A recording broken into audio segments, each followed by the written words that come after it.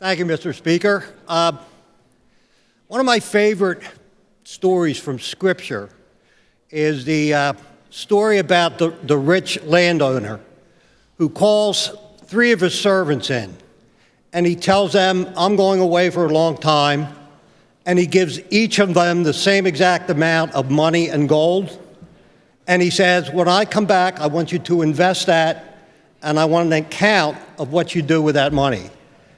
And when he comes back, he calls the first servant in, and he says, and the servant says, I've invested your money, and here I doubled it.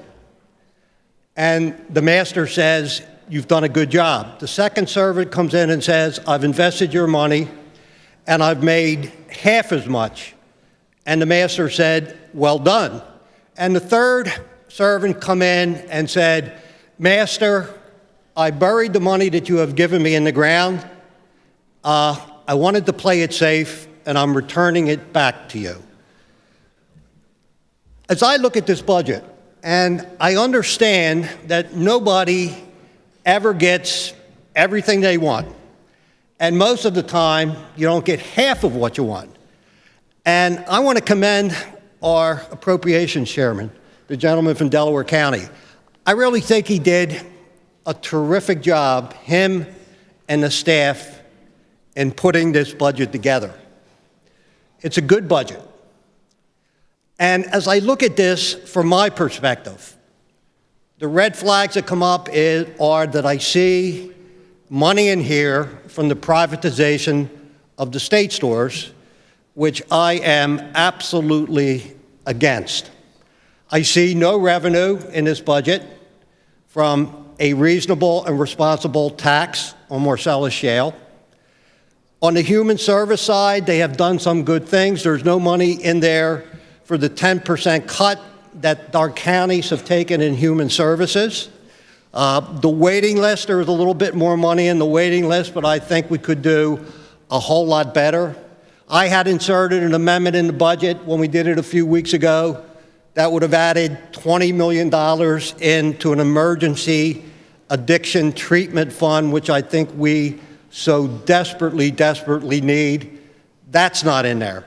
The gentleman from Bucks County, my good colleague, has been talking about changes in the way special education is funded, which could potentially save our school districts $300 to $350 million. And I see that not reflected in this budget. Now, again, when I look at this budget, it really is a safe vote. It's a safe vote. There's no tax increases in this budget. They put additional revenue into most of our priorities, education and some of the other things, special ed, pre-K, early childhood education, although I think that should really be a priority. But Mr. Speaker, my constituents elected me to come here to Harrisburg, and I'm just speaking for myself, and not to play it safe, Mr. Speaker. I think that there's a whole lot more that we can do with this budget. And my good friend from Washington County, on occasion, he has stood up in here, and I love it when he gets up, and rightfully so. And he says, what about the taxpayers? What about the taxpayers?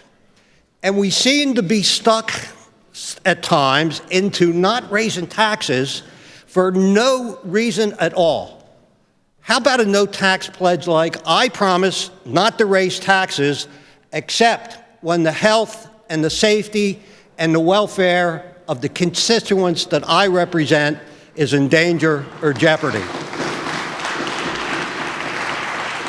And again, Mr. Speaker, they did a great job in putting this budget together. I think we can do better. I'm going to be a no vote today on the budget. I don't know if the governor's going to veto it. I know no more than what I read in the paper, and he said he's going to veto it.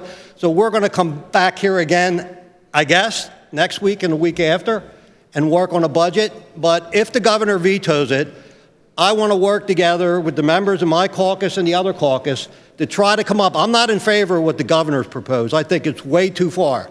But I think there's a place in the middle that we can meet so we can have a responsible budget, and I'm going to come up with a plan Sir, in you'll the have to next week or conclude. two. Thank you. Next Thank you, speaker. Mr. Speaker.